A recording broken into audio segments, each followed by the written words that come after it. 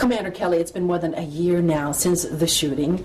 How is Congresswoman Giffords doing? You know, she's doing really well. She's in a great mood. She still does therapy about almost every day. How are her speaking skills? Oh, they're getting better. You know, and that's the thing she works on the most. You know, she does physical therapy, occupational, but she does speech therapy, and what she spends the most time on is the speech therapy. How are you working together as she recovers from the traumatic brain injury?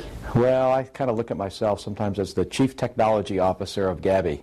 You know, I'm trying to, pull in, whatever specialists, and I'm constantly looking out there for things that can help her. You were the commander of the Endeavour's final mission. You were up in space as she was coping with so many uncertainties. How was that for you? Well, it was hard. It's difficult. You got to compartmentalize, and you got to think about, what the mission objectives are, and make sure you do things safely, and without, but at the same time, you have this big thing going on in your personal life, so it can be quite a distraction. You were trained to do that, though. I had a lot of practice, being in the military for 25 years and flying in combat, and so you get some chance to practice that. Now, you co-authored the book, Gabby, A Story of Courage and Hope, and in the book, you actually ask her, what would you like to see happen to the suspect, Jared Lee Loughner, and she says, rot. Does she still feel that way? That was one of the first things she said, and it was interesting, and we talk about that in the book, that how somebody who was struggling so hard to speak is able to sum things up well with just one syllable. It's, she doesn't dwell on it much. She doesn't think about him all that often. She really tries to focus on the positive.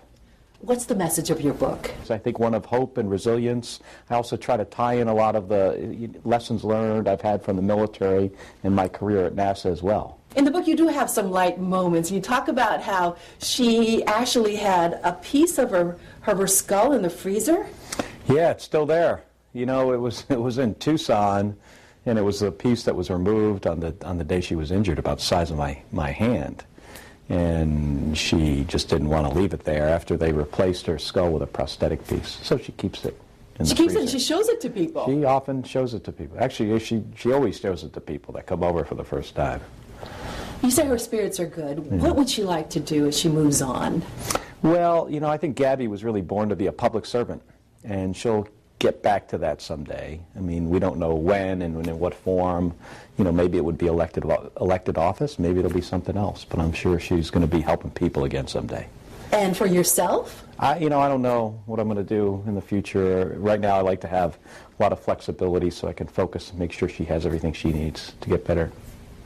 And together, you just have this wonderful relationship. Well, yeah, it's a great relationship. I think, look at this, that we're a team.